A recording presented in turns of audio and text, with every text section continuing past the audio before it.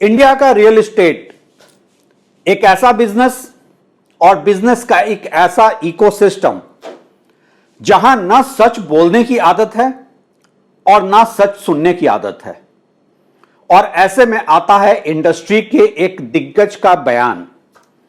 राजीव सिंह ने कहा है कि जो फ्लैटनिंग सेल्स कर्व है वो रियल एस्टेट के लिए एक मेजर चैलेंज हो चुका है।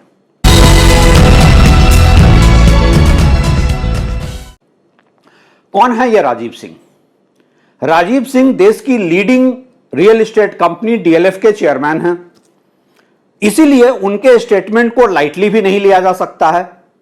यह और बात है कि इंडस्ट्री के सारे दिग्गज इस बयान को ना तो निगल पा रहे हैं ना ही उगल पा रहे हैं। सच यह है कि इंडिया का रियल एस्टेट में सेल्स स्लो डाउन हो चुका है। कोई इस बात को ऑन द रिकॉर्ड एडमिट नहीं कर रहा था, लेकिन राजीव सिंह ने खुलकर कहा है कि फ्लैटनिंग सेल्स कर्व जो है वो एक चैलेंज है। मैं आमतौर पे जब डेवलपर से मिलता हूं तो मैं उनसे पूछता हूं कि आपकी जो सेल्स की परिभाषा क्या है। जो सेल्स के नंबर्स पब्लिक में रिलीज किए जा रहे हैं, जो कि बेसिकली ब्रोकर्स रिलीज करते हैं, खुद को वो कंसल्टेंट बताते हैं लेकिन उनका मेन बिजनेस ब्रोकरेज का होता है, वो डाटा रिलीज करते हैं। और आपको सेल्स के नाम पर जो फिगर दिया जाता है वो अलग अलग ब्रोकर हाउस के फिगर में मिसमैच भी होता है। मैं आमतौर पे उनसे अक्सर पूछता हूं कि सेल्स की आपकी परिभाषा क्या है, पहले यह बताइए। अगर बिल्डर्स के यहां से आप डाटा ले रहे हैं कि कितना सेल हुआ, तो बिल्डर के लिए तो हर एक्सप्रेशन ऑफ इंटरेस्ट एक सेल्स है। कोई 10,000 रुपए के चेक के साथ भी सेल्स बुकिंग करता है, वो भी सेल है। अगर आप प्रॉपर्टी रजिस्ट्रेशन ऑफिस से फिगर ले रहे हैं तो फिर आप ये कैसे इंश्योर करते हैं कि प्राइमरी मार्केट का सेल कौन सा है, सेकेंडरी मार्केट का सेल कौन सा है? उससे भी बड़ा सवाल कि सेकेंडरी मार्केट के सेल में कौन सा सेल ऐसा है जो डिस्ट्रेस सेल है। अगर आप सेल्स फिगर को बैंक के लेंडिंग से देखते हैं तो फिर उन बायर का डाटा आपके पास कैसे आएगा जो सेल्फ फंडेड घर खरीदते हैं, जो बैंक से लोन नहीं लेते हैं? इंडिया में सेल्स का ग्राफ रियल एस्टेट में हमेशा से मिसलीडिंग रहा है और हमारे पास कभी ऑथेंटिक डाटा नहीं होता है। उसके बाद भी यह मान लेना कि सेल्स कर्व फ्लैटन हो चुका है, यह इंडिकेट करता है कि इंडिया का रियल एस्टेट सीरियस क्राइसिस में आ चुका है। दूसरी बात जो राजीव सिंह ने कही है वो है स्टैग्नेंट प्राइस इंक्रीज।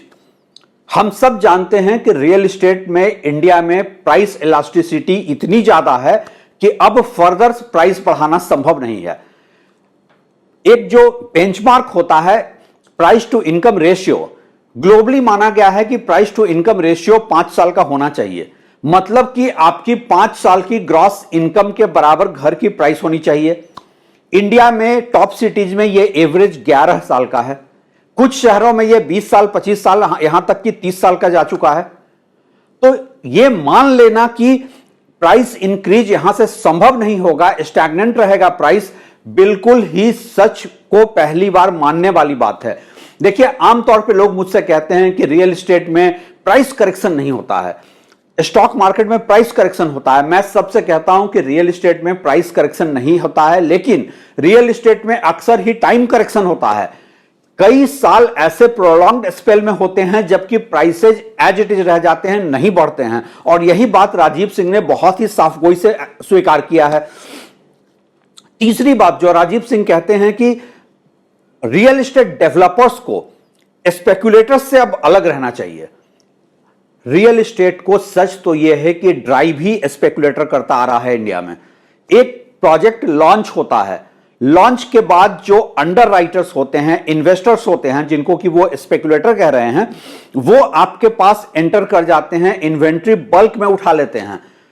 उसके बाद से लगातार पूरा प्राइस और मार्केटिंग और सेल्स स्ट्रेटजी जो डेवलपर्स का होता है उसको ये स्पेकुलेटर ड्राइव करते हैं।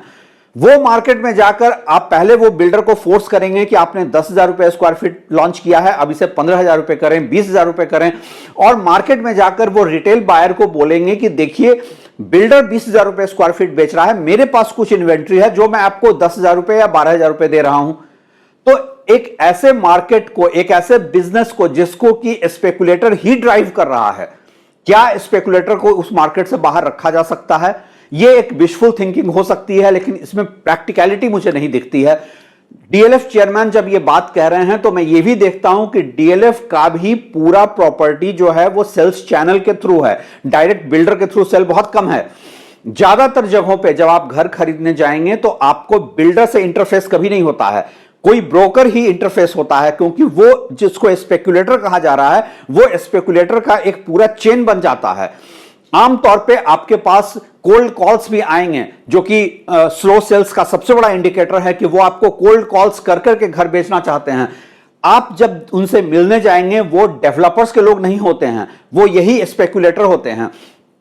मुद्दे की बात यह है कि रियल एस्टेट के जो रियल पेन पॉइंट है कि सेल्स कर्व फ्लैटन हो चुका है, प्राइस इंक्रीज अब स्टैग्नेंट है और स्पेकुलेटर मार्केट को ड्राइव कर रहा है। ये तीनों बातें इंडस्ट्री के अंदर बैठे सब लोग जानते थे। राजीव सिंह ने जो किया है वो सिर्फ इतना किया है कि उन्होंने इस बात को पब्लिकली एक्सेप्ट किया है।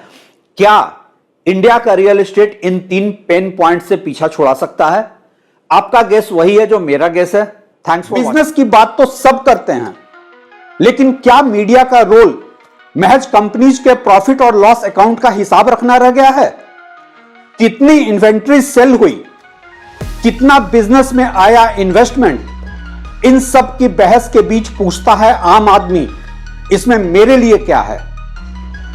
कहीं ऑल्टरनेटिव मीडिया भी इंस्टीट्यूशनल मीडिया की तरह गॉसिपिंग करते हुए अपनी क्रेडिबिलिटी तो नहीं खोता जा रहा है?